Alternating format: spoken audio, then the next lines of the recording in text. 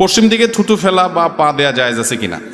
পশ্চিম দিকে থুতু ফেলার ব্যাপারে ইবনে হিব্বান, মুসাদরাক হাকিম সব বিভিন্ন হাদিসের কিতাবে একটা হাদিস আছে, মান তাফালা তুজাহাল কিবলা জাআল ইয়াউমাল কিয়ামাতি ওয়া শাক্কুহু মাইল আও কামা ক্বালা আলাইহিস সালাতু ওয়াস সালাম। যে ব্যক্তি কিবলার দিকে থুতু ফেলবে, পশ্চিম বলে কোনো কথা নাই, কিবলা যেদিকে থাকে, আমাদের জন্য কিবলা পশ্চিম, পশ্চিম দিকে বা কিবলার দিকে যে থুতু ফেলবে, কিয়ামতের দিন কোন কোন বর্ণনায় আসছে অতাফালাতুহু মা বাইনা আইনাই, যে তার থুতু কপালে নিয়ে এসে উঠবে, অর্থাৎ এটা গুনাহের কথা। এজন্য ইচ্ছাকৃত কিবলার দিকে কি করা যাবে না, থুতু ফেলা।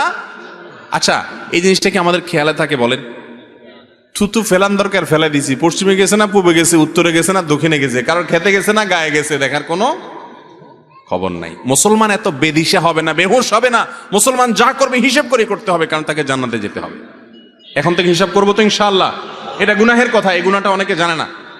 যে কোনো দিকে থুতু ফেলে দেয়, আগে ফেলেছেন সেজন্য আল্লাহর কাছে মাপ চাইবেন, সামনে যেন আর এটা না হয়। পশ্চিম দিকে থুতু ফেললে কি হয়, খুব ভয়াবহ একটা বিষয়।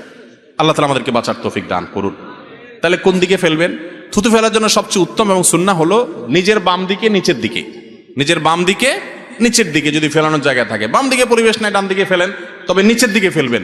যদি কেবলা সামনে থাকে কেবলার দিকে ফেলবেন না, অন্য কোনো দিক থাকলে সামনে ফেলতে পারেন, অসুবিধা নেই।